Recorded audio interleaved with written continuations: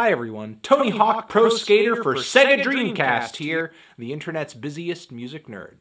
And it's time for a review of the new Apathy album, Handshakes with Snakes. Apathy is a Connecticut rapper who has been carrying the torch for the golden age of 90s jazz rap, hardcore hip-hop, boom bap, just the whole East Coast hip-hop thing. He's an East Coast rapper who actually sounds like an East Coast rapper. And he's been going pretty strong lately with some good solo releases like 2011's Honky Kong, the album he dropped a few years after that, Connecticut Casual, which had a lot of conceptual tracks about his home state, a place that I am also from, which is maybe why it struck a chord with moi. Apathy, as much as I like the guy, I know, and maybe you know as well, that his appeal is niche. Especially today, when his style is pretty much old school hip-hop. I mean, he's more of a purist than a lot of the revivalists, the young revivalists, who are making this same sort of boom bap music today. Because he does not go into a song without a strong sample, some kind of concept or topic. And after listening to numerous Apathy albums at this point, I think it's safe to say he's a little stuck in his ways. But it's his devotion to this purity and this recipe that I think keeps the quality of his music high. Now, I might disagree with some of his opinions on modern rap. I like quite a few of the rappers who he might kind of disregard as being bohemian or emo. But, you know, at least he's authentic enough to give his opinion. Because, truth be told, musicians are some of the pickiest people on the planet when it comes to music, even if they won't admit it. Because nobody wants to be the guy that everybody hates because you've got some opinion that people disagree with. It's just a headache. But not for me. I love this shit. And Apathy as well, he doesn't really care if you like him.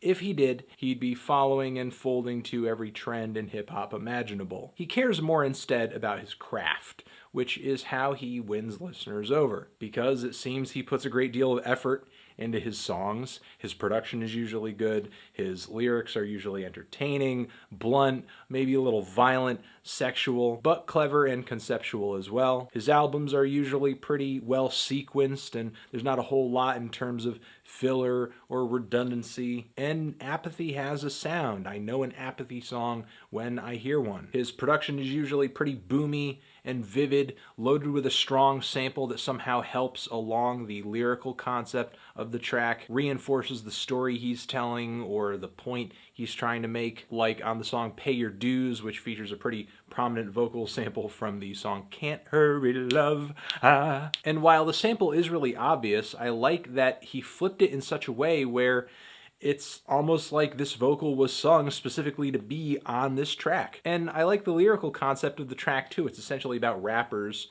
who are desperate to become famous, want to become overnight sensations, and don't want to put in the work, don't want to show the amount of passion that you need in order to sort of run the long-term game that a guy like Apathy has been working for decades now. Or on the song Charlie Brown, where you'll find these silly Charlie Brown samples, and Apathy essentially uses that to back up the, I guess, world that he's painting that in a way is kind of against him, whether it be because he emotionally feels crushed and just things aren't going his way, and maybe the fear that he displays subtly about the changing landscape of hip-hop, and maybe he's got some anxiety about where does he sort of fit in this brave new world for the genre that he loves so much. And then there's the song Pieces of Eight, which I will admit I do find a tad corny, but I do admire the fact that Apathy really went all out and tried to make some literal pirate rap on this one. Maybe that ocean air that he's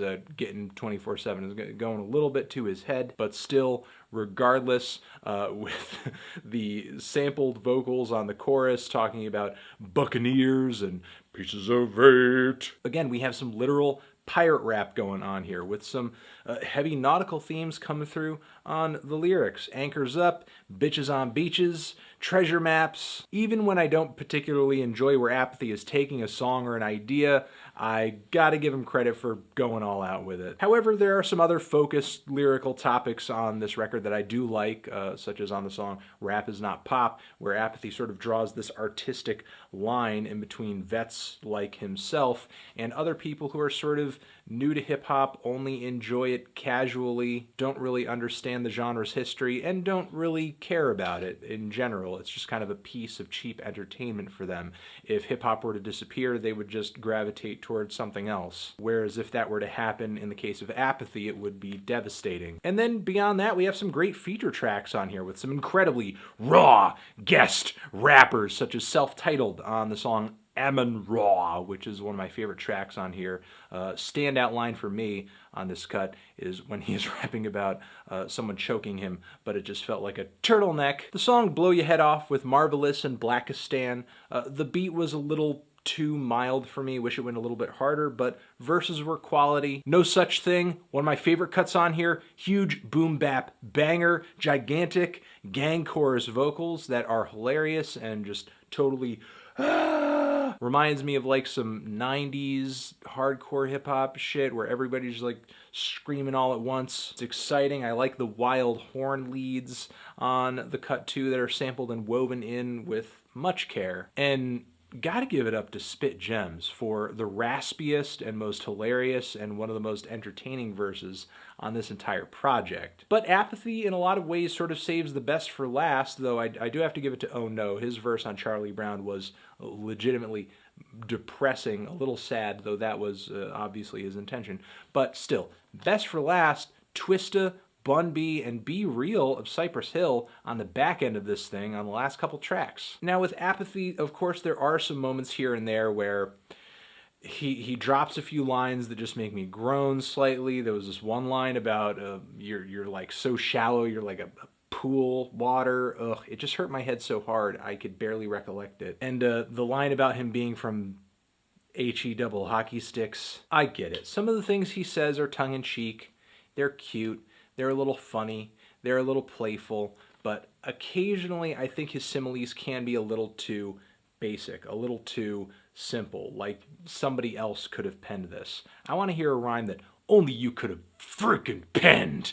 And I think sometimes he just leans a little bit too hard on the idea that this bar, this verse needs to be blunt and direct. Just could have been some more interesting wordplay here and there on a few bars. Now, as far as the production on this thing goes, enjoy it a lot. I love the awesome and hard-hitting funk rock break on the song Run For Your Life, which is accented with these wonderful soul music. Hoo-hoos! The killer organs and guitar leads on the song Moses with that hard-hitting beat are great too. One of the most exciting beats on the entire record, I think. And the dreary, slow, beachside guitars on the closing title track are absolutely depressing and set the tone really well for the reflective lyrics that turn up in each verse. And the really eclectic sampling on the song Attention Deficit Disorder from the band Hair, the song Let the Sun Shine In, which is a kind of jaunty piece of 60s pop with socially aware, socially conscious lyrics.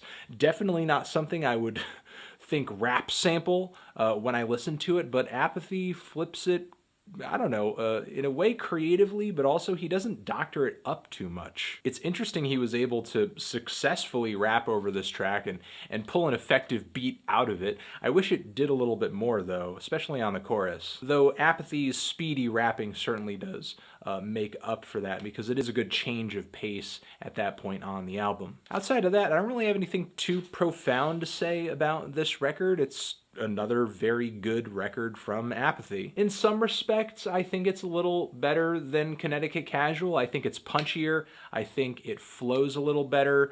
There aren't any sampling choices that I think were so egregious or ridiculous that I completely just got soured on the song. The features list is certainly a lot more impressive, but in other respects, I wish there was a stronger concept pulling all these tracks together, like with Connecticut Casual. All that being said though, if you like your East Coast rappers to sound like they're from the East Coast, and you miss those days of the 90s, hardcore hip-hop, blah blah blah blah blah, but you still want it to sound kind of modern because Apathy's production style is very crisp, it is certainly of the digital age, then I see no reason why not to check out this record. I'm feeling a strong 7 to a light 8 on this thing. Transition. Have you given this album a listen? Did you love it? Did you hate it? What would you rate it? You're the best. You're the best. What should I review next? Hit the like if you like. Please subscribe. Please don't cry if you disagree with this review. Apathy, Handshakes with Snakes. Forever.